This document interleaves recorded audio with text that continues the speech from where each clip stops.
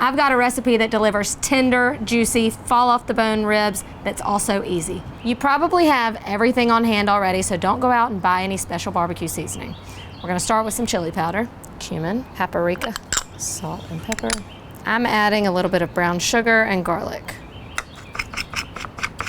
And then we just rub it onto the ribs. My ribs came pre-trimmed, but sometimes there's a membrane along the backbone which you can remove or just have your butcher remove it for you. Both sides get it a nice and light coating.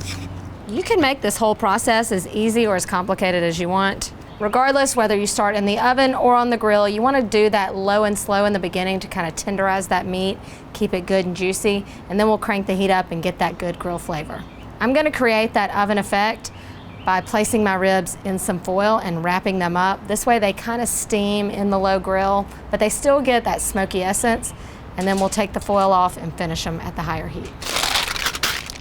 See, it's not that hard. I've got my coals nice and hot, and I've put them all onto one side of the grill because I'm gonna cook the ribs on indirect heat. We're gonna let them go undisturbed for about an hour, hour and a half. You've gone through the trouble of making delicious ribs. Why not make your own barbecue sauce? It's also super easy, and you can make it with stuff you already have in your fridge, starting with ketchup. Molasses, Worcester, Dijon, apple cider vinegar, water, brown sugar, salt, garlic, and hot sauce. We're gonna bring this to a boil, let it simmer for about 10 minutes, and then this is gonna be the perfect topper for those ribs. All right, we're gonna unwrap these and then add them a little more over the coals so that they can get that good char and flavor on the outside. You're gonna pull these when the meat is just kind of starting to pull from the bone a little bit, then you know it's tender, but we don't want them fully falling apart yet or we're not gonna be able to grill the last touch. So we're gonna go back on for about 10 to 15 minutes, flipping every so often until they get that good caramelization.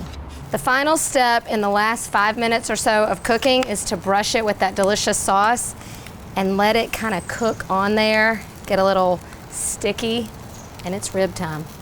Ooh, these look good. Oh yeah, look at these. Mouth is watering.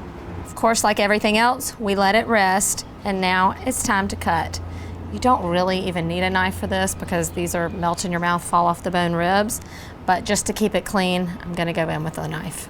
I like to cut my ribs into 2 rib segments. To me, it's the perfect portion, and it's just the way to do it. This is mine. Are y'all ready to see just how tender and juicy these are? Don't blink, you might miss it. And for the perfect bite, a little swim in the sauce.